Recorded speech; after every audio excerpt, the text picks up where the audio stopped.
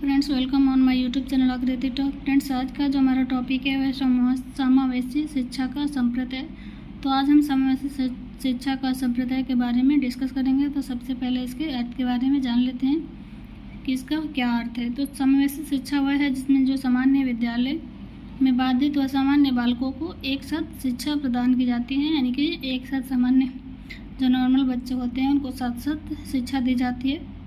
समावेशी शिक्षा का आधुनिक युग में विशेष महत्व है।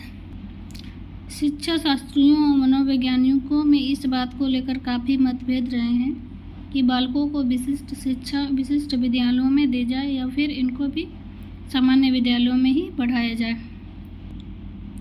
जो शिक्षा शास्त्री हैं और मनोवैज्ञानिक हैं उनको जो विशिष्ट बालक है उनको इस बात को लेकर काफ़ी मतभेद रहे हैं कि जो विशिष्ट शिक्षा है विशिष्ट शिक्षा जो भी है जो विशिष्ट विद्यालयों में ही दी जाए या फिर उनको सामान्य विद्यालयों में ही पढ़ाया जाए।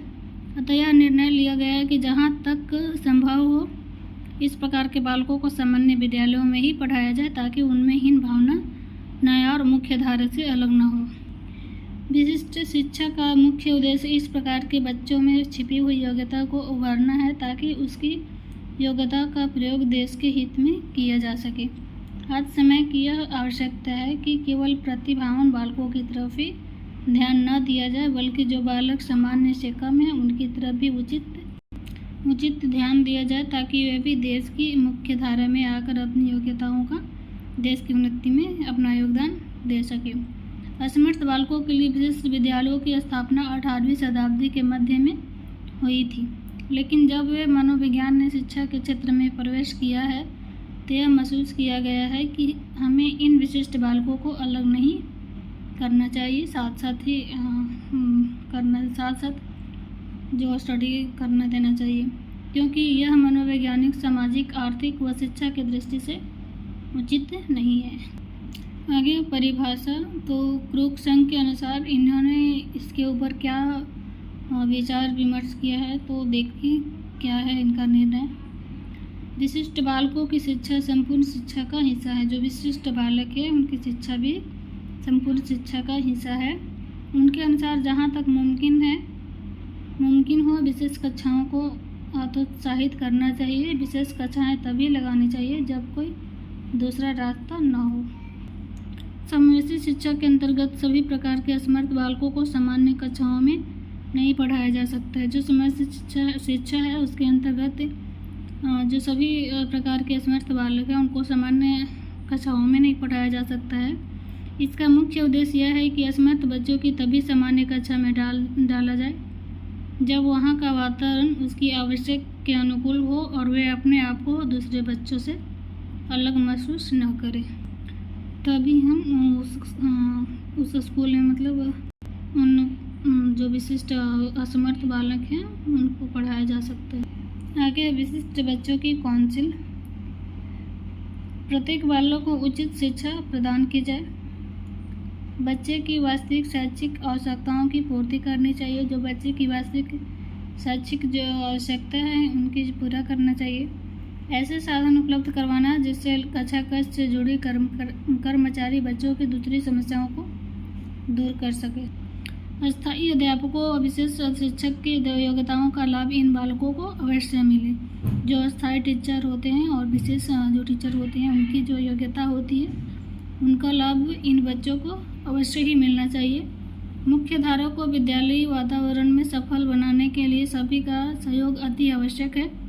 यह सब माता पिता, अध्यापकों, प्रबंधकों के सहयोग एवं प्रयास से ही संभव हो सकता है कि जो असमर्थ बच्चों की मुख्य धारा से जोड़ा जाए तथा उन्हें समावेशी शिक्षा के लिए प्रोत्साहित किया जाए। आगे है कुछ विशेषताएं। तो इसकी जो क्या विशेषताएं हैं उसके बारे में। तो समावेशी शिक्षा की प्रमुख विशेषताएं निम्नलिखित हैं। सभी के लिए विद्यालय में सबके लिए शिक्षा, विभिन्नताओं की पहचान तथा सभ्यास, विशिष्ट शैक्षिक जरूरतों वाले बच्चों की स्वीकृति का समर्थन। शिक्षा का मौलिक अधिकार है। विभिन्नताएं कोई समस्या नहीं है। सुदृढ़ नीतियाँ तथा नियोजन। विद्यालय का प्रत्यय अभियोजना। प्राथमिक शिक्षण तथा पाठ्यक्रम अत्यधिक लचीला। समावेशी शिक्षा मात्र अशक्त बच्चों की शिक्षा नहीं। विशिष्ट एवं सामान्य शिक्षा में नज़दीकी संबंध, शिक्षण अधिकतम अन्योन्याश्रित, निरंतर एवं सहायक। तो ये थी सब विशेषताएँ। आगे समावेशी शिक्षा की आवश्यकता तथा महत्व। इसकी क्या आवश्यकताएँ हैं? तो पहली जो आवश्यकता है इसकी शैक्षिक वातावरण। तो सबसे पहले इसकी वातावरण है वो आवश्यक है।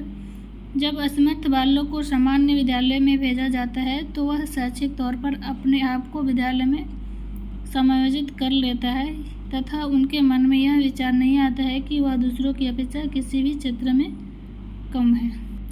जो असमर्थ बालक होते हैं उनको किसी भी विद्यालय में अगर भेजा जाता है तो जो शैक्षिक तौर पर उन्हें समझ में आता है कि वो किसी भी दूसरे स्टूडेंट से वो कम नहीं है। यह विचार नहीं आता है कि जो दूसरे स्टूडेंट्स हैं उनके उच्च अपेक्षा उनके क्षेत्र में वे कम है। आगे कम खर्चीली। विशिष्ट बालकों में सामान्य विद्यालयों में पढ़ाना कम खर्चीला होता है। जो विशिष्ट बालक होते हैं वो सामान्य विद्यालयों में पढ़ाने से कम खर्चीला होता है। इस दृष्टि से समावेशी शिक्षा अधिक सस्ती है।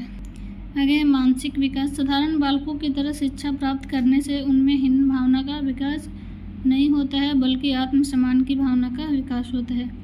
जो साधारण बालक होते हैं उनकी तरह जो शिक्षा प्राप्त करने से उनमें हीन की भावना उत्पन्न नहीं होती है बल्कि जो आत्मसम्मान की भावना होती है उसका विकास होता है। आगे सामाजिक मूल्यों का विकास। शिक्षा का उद्देश्य बालकों को केवल शिक्षित करना नहीं है बल्कि उनका पूर्ण विकास करना है। सामान्य विद्यालयों में समर्थ बालकों को शिक्षा देने में उनमें सामाजिक गुणों का भी विकास होता है क्योंकि विद्यालय में समाज के सभी वर्गों के बालक पढ़ने के लिए आते हैं।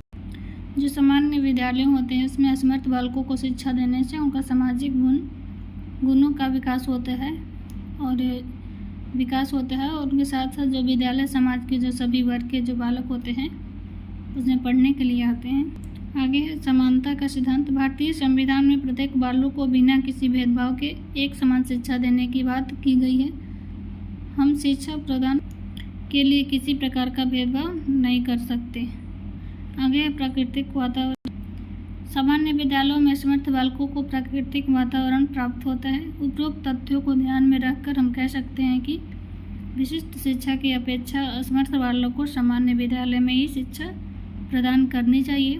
सामान्य शिक्षा के साथ साथ उनकी आवश्यकता के अनुसार उनके लिए विशेष कक्षाओं का प्रबंध करना चाहिए तथा उनके लिए प्रशिक्षण प्राप्त अध्यापकों का प्रबंध भी करना चाहिए।